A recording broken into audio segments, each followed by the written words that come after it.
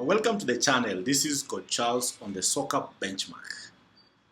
Manchester United against FCSB, Steaua Bucharest of Romania. Now, this is a game that United had to win because we did not want an extra game in the middle of the next 2 weeks or 3, because Ruben Amorim's team needed to have time to be able to just train. And that is why when we approached this game the way we approached it, it was the right way, because we deserved to just qualify. Now remember, Manchester United is the only team in the Champions League and in the Europa League that has not lost.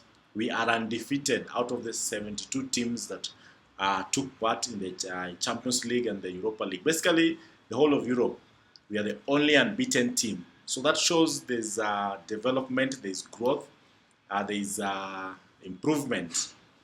This is Coach Charles on the Soccer Benchmark.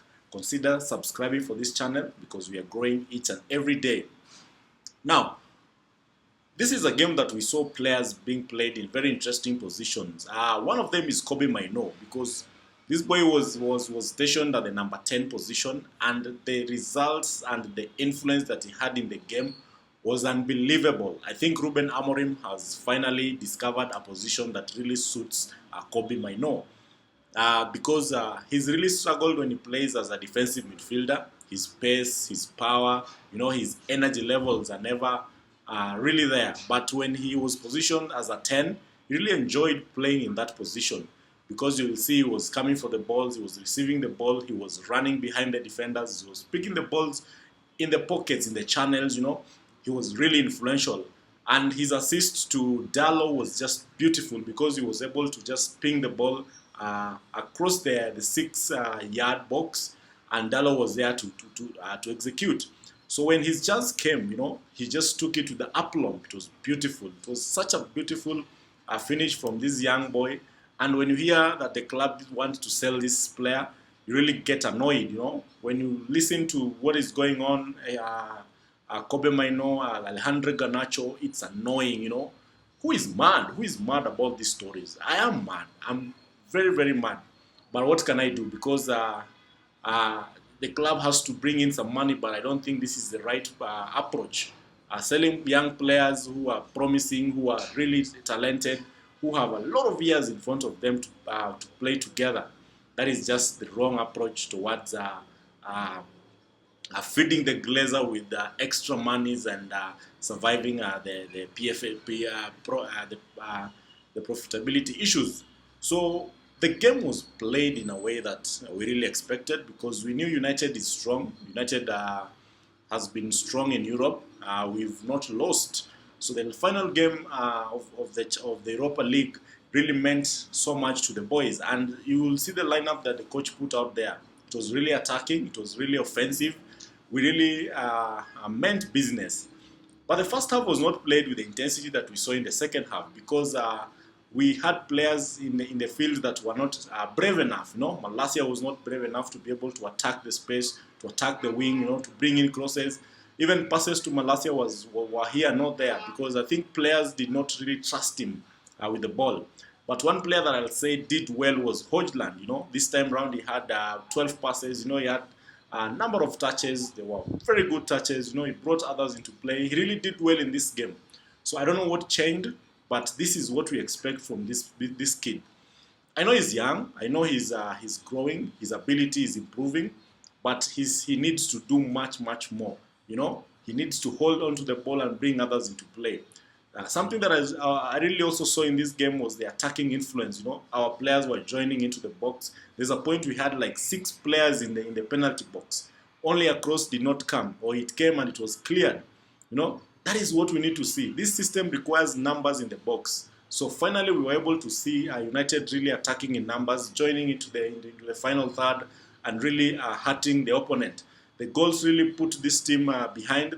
Their fans were able to be made to keep quiet, because that is what we expected.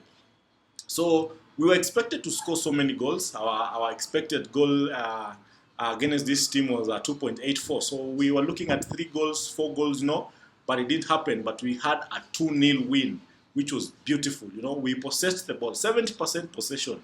And if United can build into this possession level football where they are able to just hold on to the ball and then attack when need be, this becomes very, very interesting.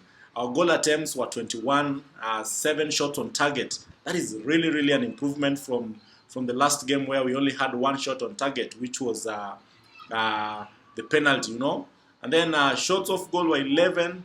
We had 6 corners to 3 against Steaua Bucharest. You know, shots outside the box, we had 5 shots outside the box. Our keeper only had 3 saves, you know. So statistically, we were way, way ahead of these guys. So it means that the team really understood the task ahead of them. They understood what they were supposed to do, and they really executed what the coach instructed of them. So this is really, really interesting going forward into the Crystal Palace game, because games are coming in thick and fast, and we really need to kick on.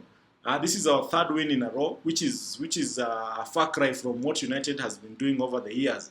You know, so the next game really matters, and United has really showed that they're able to take care of business. So we are in the next stage. We qualify automatically as one of the top 8 with Spurs and Lazio and a few other teams in that mix.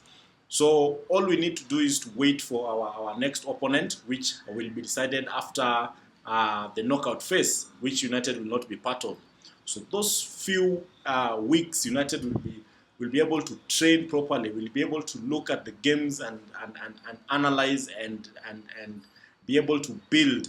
You know, what is really unimpressive about this United team or the United family is the fact that we are not getting signings in. Diogo has been speculated the entire January. You know.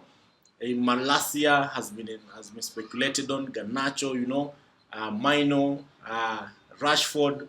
He keeps staying on the bench with so much money being paid to this player every week. So it's just been a mess. But what is happening on the field, or what happened in Romania, was beautiful to see.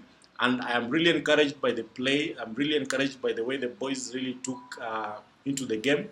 The substitutions by the coach were perfect. When Ahmad and Garnacho came in, that game really changed. You know, we were able to push these guys out of town. We were able to silence their supporters. Bruno was vintage, you know, playing deep as a number 6. You know, the double pivot. Casemiro came in for a cameo role. You know, he was good. He was giving those fast time passes. At times, I felt that the team needs to really give those fast passes. You know, where you get a ball and just ping the pass. You know, push the pass through the lines, through the channels. Zagzi was brought in. I did well. Euro came in. He did well.